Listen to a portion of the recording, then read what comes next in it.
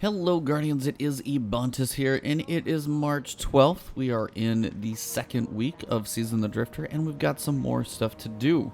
So we're going to talk about the basic director stuff, see if there's anything new that we've got there to discuss, and then also I'm going to briefly touch on a couple things about the quests.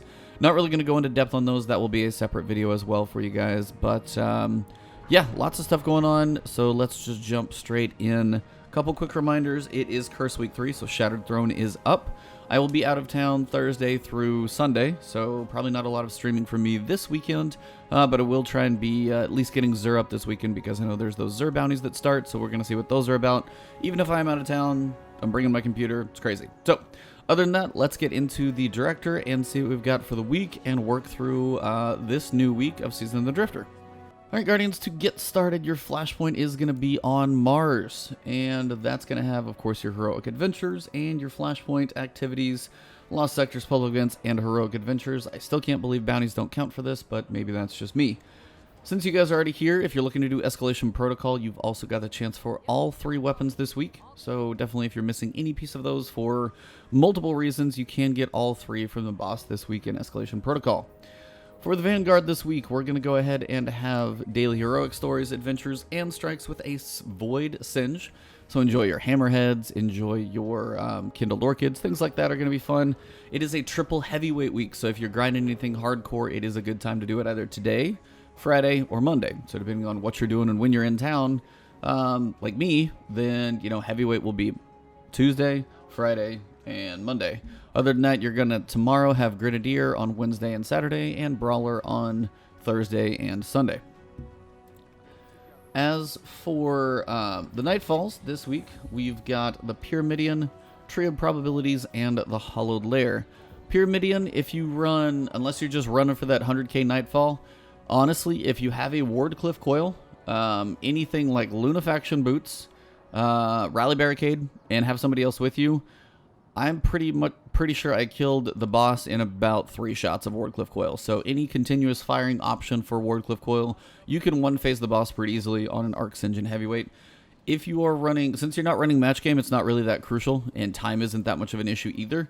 You can potentially have a bunch of Harpies with Arc Shields, or you can have a few Taken Captains with Solar Shields, and then some Taken Acolytes with Void Shields. So having something with variance isn't a bad idea, and if you can one-phase that boss with Wardcliff Coil, then bonus. If you got 2 people, not an issue at all.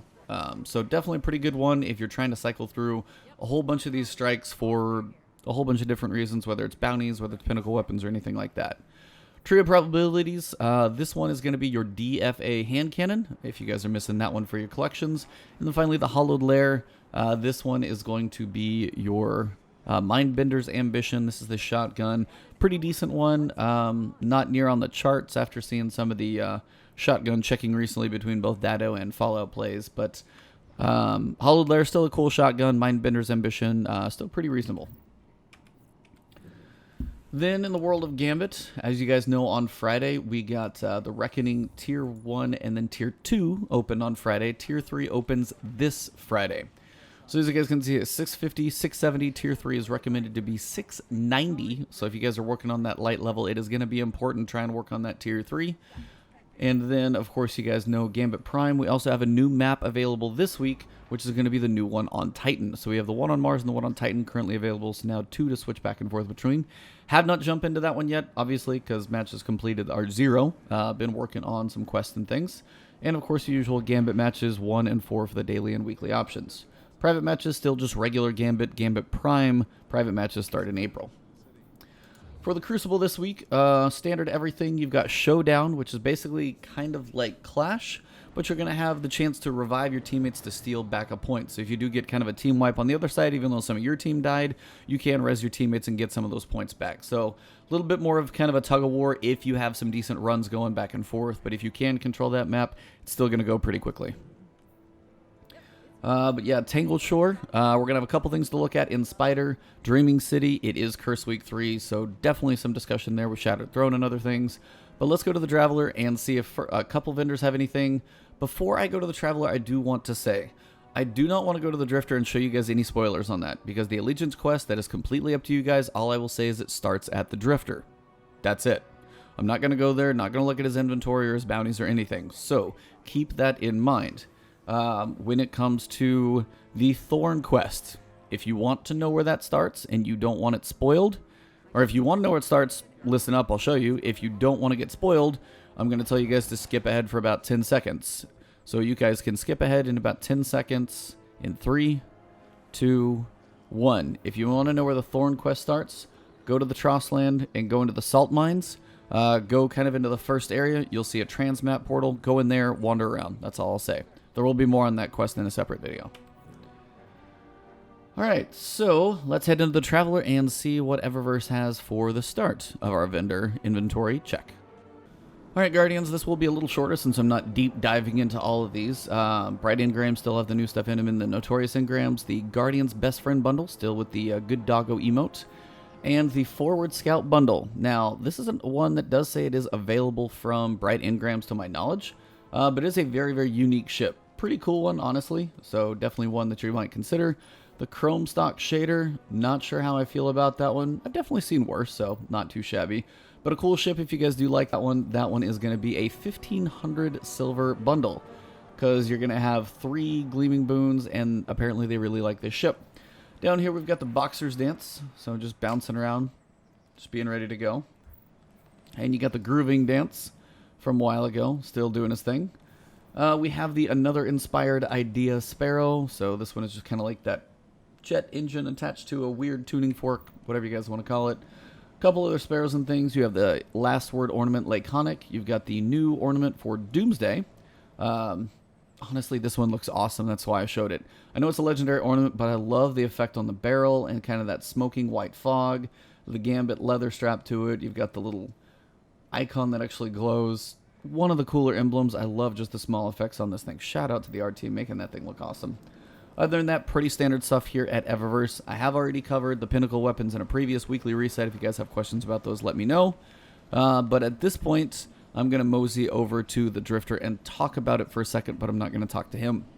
Alright, Guardians, so if you talk to the Drifter, you will be given the decision for the Allegiance quest. You can either go Vanguard or Drifter, and that is totally up to you. I'm not going to steer you either way. But all I will say about this quest is whatever direction you pick for that character, like say I pick, I pick the Allegiance to the Drifter on my Titan is going to be aligned to the Drifter for the foreseeable future.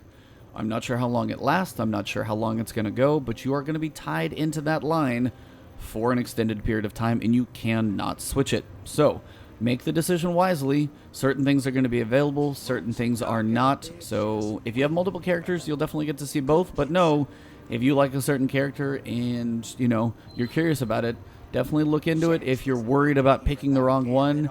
But honestly, with the power boost bounties, if you've got the annual pass, 640 power comes pretty easy, so you could definitely pick both. So either way, I'm not going to show you guys anything about that. That is up to you guys, but just know when you pick it, you lock that character down that path for quite a long time, at least for the foreseeable future until I don't know when. So now let's go check the other couple vendors we've got here in the tower. Alright, Guardians, here at Ada, we've got a couple options this week. We've got the auto rifle, again, the burning nail, the sword, which I always forget the name of, and then the bow, which I've also forgotten the name of. But you do have one of each. You have a heavy, a kinetic, and an energy slot, so if you are looking for, if nothing else, if your rolls aren't that great, these can be infusion fodder, so if you get 2, maybe a third on another character, you can use those to beef up some weapons. I have heard these are dropping still fairly high, even though some other things may not be dropping that high. So, if you've got black armor, you're looking for some powerful gear bounties to really give a boost to some weapons, definitely consider these as a pretty viable option. Now let's go see if Spider has anything new. Here at Spider, we have the Wanted Bounty Blood Cleaver. This is going to be the one on IO, so not a bad one to do. Definitely one to knock out for even just a quick boost of powerful gear, so pick that one up. If you do want to get, a small boost, it's probably not going to be one of those that gives you like a +5, but +1 or 2 is still probably worth it because it's pretty easy to knock out. And again, if you're looking for any of the bounties for Ikora, just to knock that one out quick and early in the week, kill Fallen, kill Hive, kill Cabal, some of these go really, really quickly. Grab a couple enhancement cores here, and then let's go talk about the Dreaming City because we have a little bit to discuss. So as we arrive in the Dreaming City, Curse Week 3 is always the strongest, so definitely be aware. We've also got Shattered Throne, in case you guys are ever wondering where kind of to find that place. You'll head through over here in the Devilian Mists, over here through the walkway, across the rocks, towards the observatory, and then if you go right here to the left, down underneath, go through the portal, you kind of head into the Harbinger Seclude area. So I've got a video on an entrance to that one, but just wanted to point that one out for you guys as well. And she is over here in Ray Sylvia. Sorry, I can't think of names. Petra. And your quest this week is going to be Dark Monastery. If you guys are wondering where the Ascendant Challenge is going to be, it's way in the back of Ray Sylvia. Way back here on the top of that final statue in the back. And it's the Keep of Honed Edges, the one with the sword. I'll do a separate video on that one for you guys. But I did want to basically kind of wrap it up here. There are certain parts of the quest that are probably going to probably take you all over the solar system, so kind of enjoy those as you go through. And other than that, guys, lots of stuff to do. We've got Allegiance, or the Invitations of the Nine this weekend. You've got Tier 3 Reckoning this weekend. You've got the Allegiance quest that you can do 1 or 2 different sides on, depending on how many characters you want to take. You've got the Thorn quest that you can start. You've got Shattered Throne. So you got a lot of stuff to do if you want to. It's up to you. Also got things like Division coming out. Early access is today. Full game is Friday, depending on when you get it.